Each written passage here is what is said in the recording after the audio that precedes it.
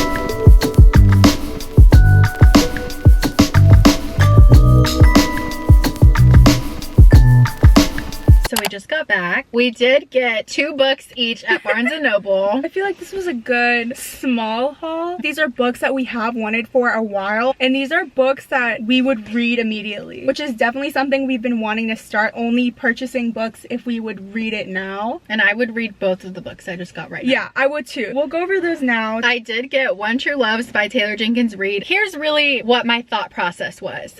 I saw that Taylor Jenkins is changing the covers of One True Loves. So I was kind of like, I need to get this book before they change the cover because I definitely liked this one better. Just reading a little bit from the back, it says, it's a breathtaking love story about a woman unexpectedly forced to choose between the husband she has a long thought dead and the fiance who finally brought her back to life. What? That's crazy. I wonder why she thought her ex-husband was dead. Yeah. Did like, the ex-husband pretend to be dead? That is super interesting. Like, who do you think she would end up with? That's why it's called One True Loves. Damn. That's a Grey's Anatomy episode. Yeah, that sounds really interesting. I've heard a lot of great things about it. I would read this one like tonight.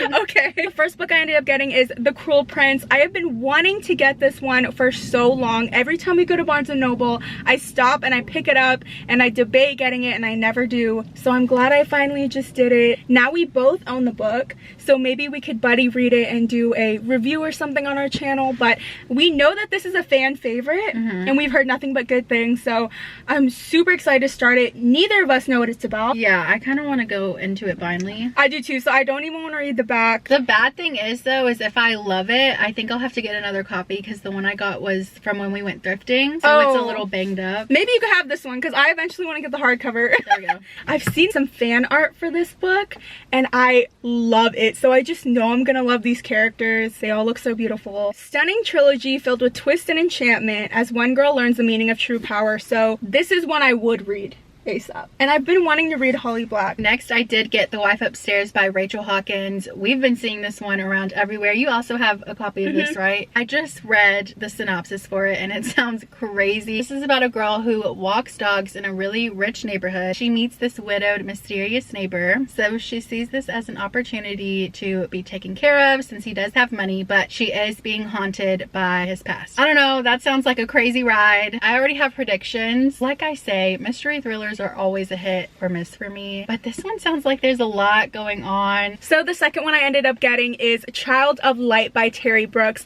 This is one that I see every time we walk in, and I've never actually picked it up to read about it, but as soon as I did, I was like, okay, this sounds so interesting, I have to get it. It's basically about a 19-year-old, and she's been in this child prison since the age of 15. She doesn't know why she's there. She has no memory of her past. All she knows is she's getting to the age where they're gonna kick her out and move her to the adult prison. Her and her friends try to hatch an escape plan, and as they're trying to escape, she gets rescued by this fae. So that just sounds so good. Like, it's fantasy, a fantasy mystery, really.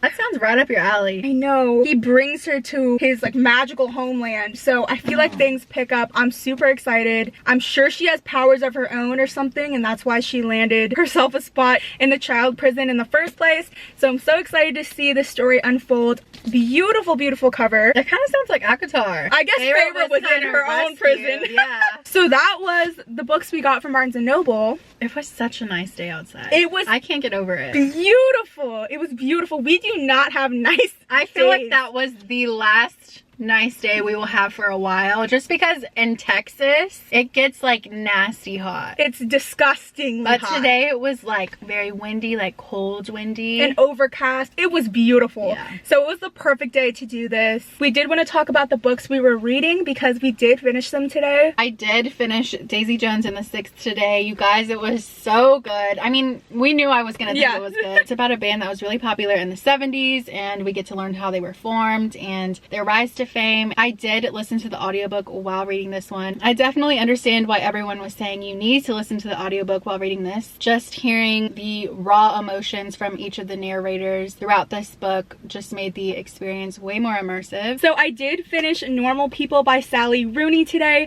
We actually read both of these books in preparation for our video coming out on Friday, so make sure to keep an eye out for that. But this was my first Sally Rooney book. Initially, it was really hard for me to get into the writing just because it was so different from what I'm used to. It was a third person, which is something I already don't really love. And she doesn't use quotation marks for the dialogue, which is just really hard for me to understand. Honestly, once I kept reading, I got more used to it, but this book is very character driven. You follow two characters, Marianne and Connell, and you basically just follow them from when they're in high school all the way until after college. There's no real plot line to the story. It's more of just following them throughout the years, seeing them grow and develop, and even though they try to stay apart, they keep finding themselves coming back together. Aww. So yeah, it is a really cute story, very interesting and different, but I just had really high hopes, and I for some reason was convinced I was going to like this book, and I don't think it was for me. I did annotate this book. I think it was only the second one I annotated, but there were a lot of like good quotes. Overall, definitely not my favorite. It's a very short read though, so I recommend if you're like trying to reach your monthly reading goal. Let me know if you have read this book because I do want to know your thoughts. Maybe it's just me and I didn't like the writing. So that is going to be it for today's video. We do hope you guys had fun coming with us on this outing. As always, we do put out new videos every Wednesday and Friday, so if you haven't already, make sure to like and subscribe, and we'll see you next time. Bye.